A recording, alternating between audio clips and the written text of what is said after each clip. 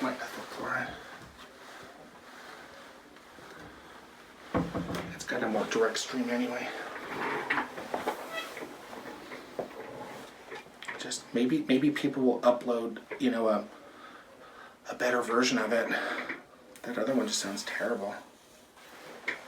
Little poke.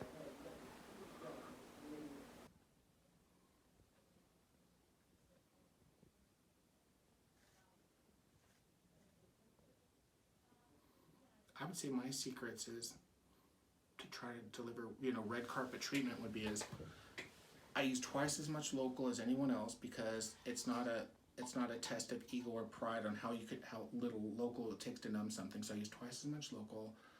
Always use cold spray. Take your time. Correct placement of the medicine. Making sure you and I both know that it's numb.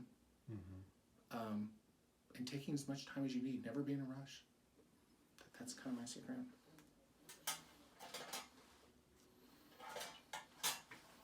That wasn't too bad on that poke, was it? No. Sometimes people get mad about the cold spray, not the poke. They're like, that cold spray, like, what is that? I'm like, it's not Veruca free spray, if that's what you're asking. You know, the actual. We use one that's just for benign lesions. I think it's minus maybe 80 degrees versus like liquid nitrogen. So it doesn't have to be cold enough to kill malignant lesions. So we can do that kind of stuff.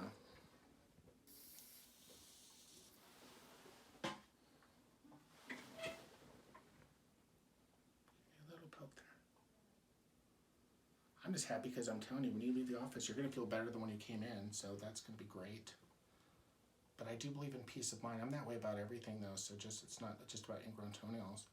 You know, people with bunions and all those things, I don't want to fix anything unless we've tried everything conservative and it's bothersome enough and people have enough peace of mind that it makes sense to do something a little bit more assertive. I don't want to badmouth other doctors. It's just some doctors are a lot more aggressive with everything, and it seems to me as if you try something super aggressive from the get-go, if you don't get the result that you are looking for, you probably end up doing all the other steps you could have done before, like physical therapy or something like that.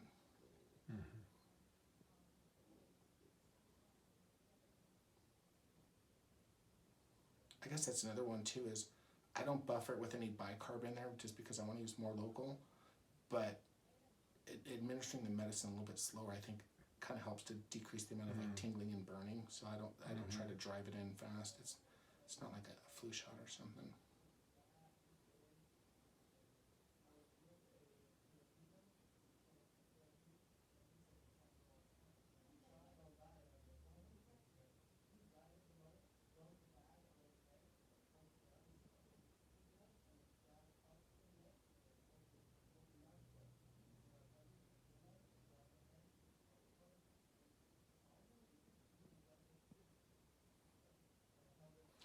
The reason, I mean, sometimes doctors just do the side ones because the nerve bundles run on the side, but they give distribution nerves this way. That's why I do a ring block to go across the whole way.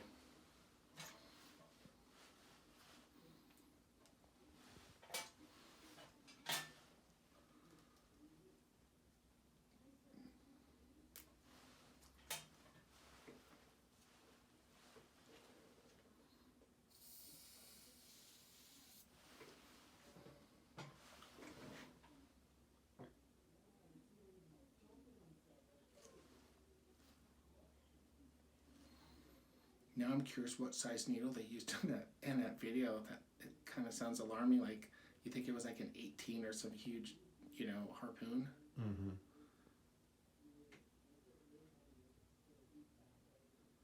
See, I like to think like truly all these people have their heart in the right spot. It's just if the technique you learn is not the best technique and you're not open-minded about changing technique, you know, like some of the family doctors, they still give heel spur shots on the bottom of the heel.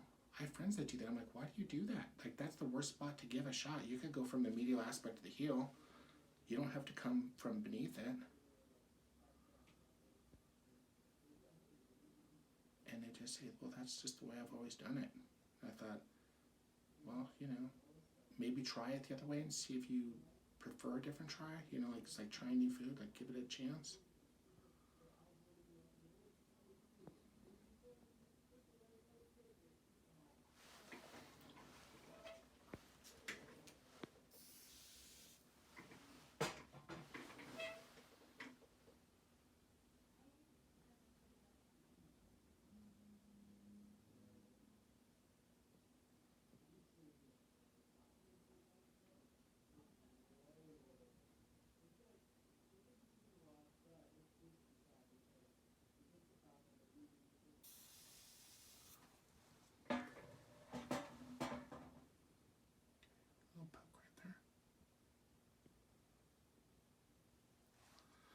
You should have seen me in the hospital. You probably would have laughed when I was a patient and I had to have Lovenox injections.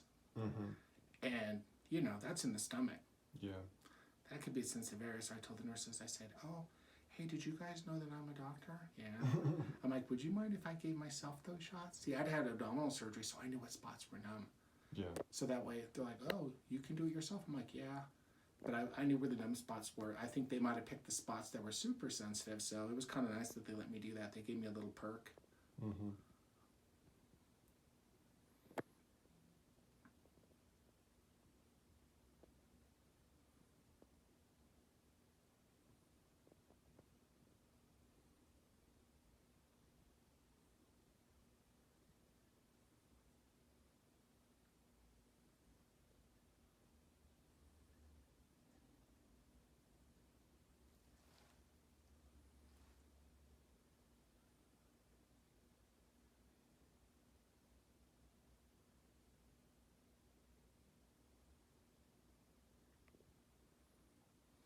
And, you know, like when you do them temporary like this versus permanent, it's basically the same procedure, how you numb it up, the piece that you take out. The difference is the application of the phenol, the dilution with the isopropyl alcohol. Yes. And then when you do them temporary, you don't have a homework assignment. You're just well, not really, you're just changing topical and Band-Aid for maybe 5 days on both of them. No restrictions, but, you know, you don't have to do any extra treatments, no peroxide, no iodine, no soaking. But when you do a matrixectomy, when you're killing the roots, you have to soak that twice a day. I have people soak it a lot more than most people, maybe half an hour in the morning, hour at night for like 2 weeks. It's a chemical burn, so you have to soak it to heal. So at least if you ever end up in a situation, if you have to soak it, you'll know why. So if this grows back and does that, then you're like, oh, I guess it's chronic. Versus, you know, if people just jump right to doing permanent, the whole time you're soaking, you might be thinking, I don't even know, maybe I should have given it a chance to see if it'd grow back better. Yeah. That's why I think for a first-time offender like this kind of stuff, temporary is the way to go. Just to give it a chance to come back right.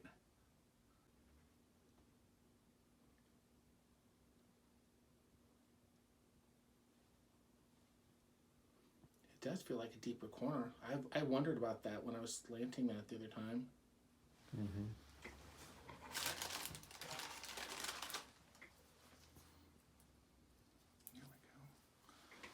English anvil. Line it right up on the edge.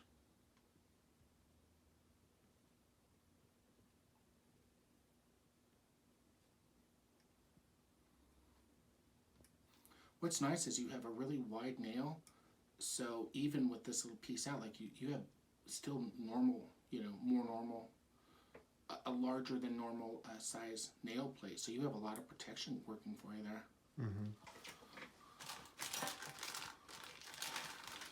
So, straight hemostats for ingrown toenails, curved ones for fishing.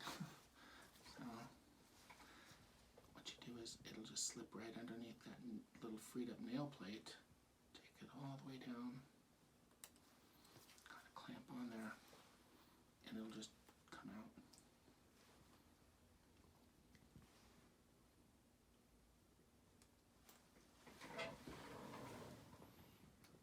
Oh, sorry. But look at the little soft tissue that was caught up in there too. They look like some was.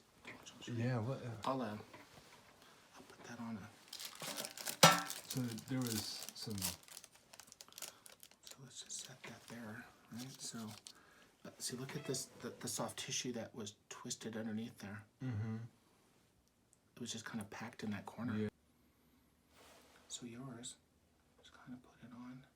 You don't have to pack the corner. This is going to sound gross. You don't have to pack the corner. Just more like you're frosting a cupcake. You know how medicine is. Everything's compared to food, right?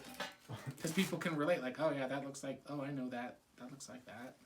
And it gives me some hope that things will turn out better, because if we actually got out that tissue that's been in there, well, that's my whole point is if the tissue's there or this in the back was affecting how the distal end of the nail was growing, I want a fresh start back at the matrix cells to grow a new nail plate with anything connected to it unobstructed to come out and show us what it's going to do.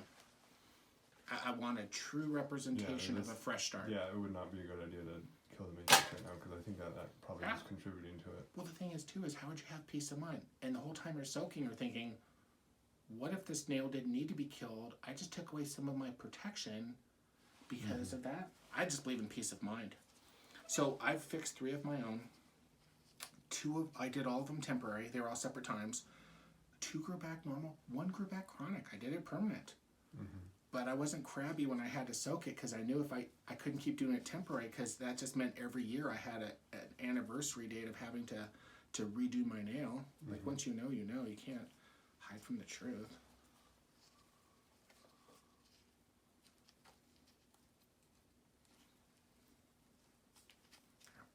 I didn't put it on compression per se. That's mostly just to cover. I was thinking, do you think I should put a little extra on this just to be extra cautious? I mean, I've got it. I mean, it's not gonna. I mean, we're not even remotely near like toxic levels on it, but I have it, so might as well use it because maybe the needle has a harder time. Like sometimes if you have a longer needle, like a 5/8 or 1.5 inches, but use 1.5 inches, that will scare people. Yeah. So I'd rather use smaller needles and have to just kind of angle those a little bit. This one would be better too then. Ready on your part? Okay. Yes. So I'm going to push the cuticle back here so you feel a little bit of pressure.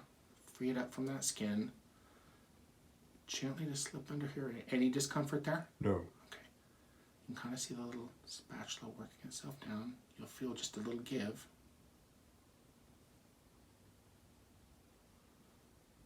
There we go. Get out the English anvil, which are kind of neat because, as you can tell when you look at these, one side is flat, the other one's kind of round down like a beak. So then you can line it right up where you want it.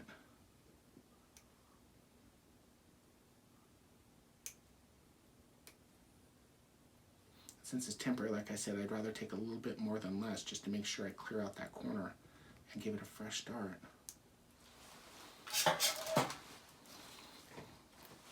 Oops. Keep that one there. This one, slip all the way down, turn out. I think that corner had a little bit of packing in it too, but this is a good demonstration one.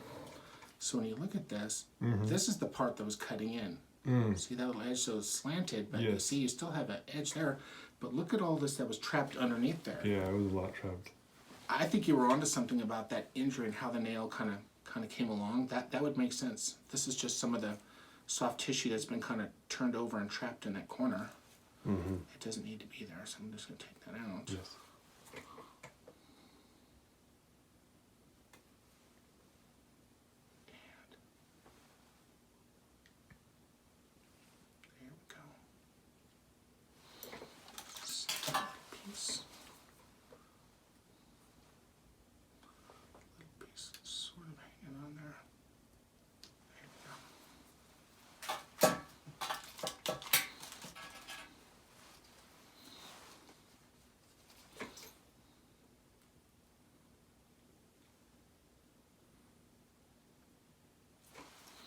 I'm amazed how much purulence came out of that corner.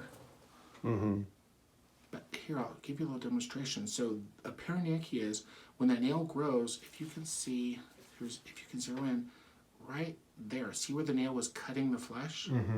Coming right up in here.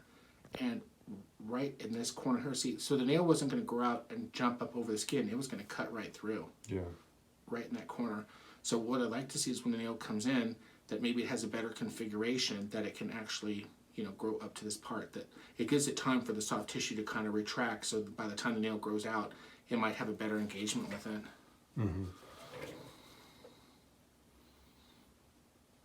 Yeah, looks good in there. No lacerations.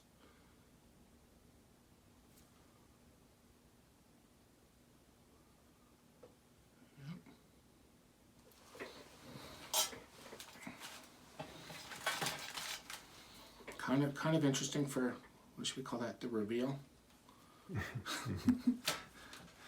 For the reveal to see what's cutting in there, because I mean that's really the curiosity of all that. Yeah. Not a lot of exposed nerve endings on the nail bed right there, so it's not going to be as likely to get bumped around and traumatic that way. But these ones are just for today. They're just the Teflon dressings. They absorb on both sides, so it doesn't matter. But Band-Aid and topical will be enough.